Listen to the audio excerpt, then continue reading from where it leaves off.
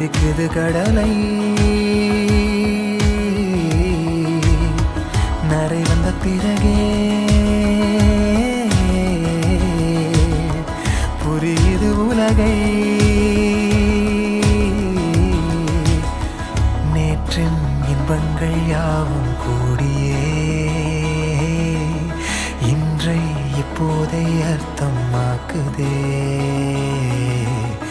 இன்றின் இப்போது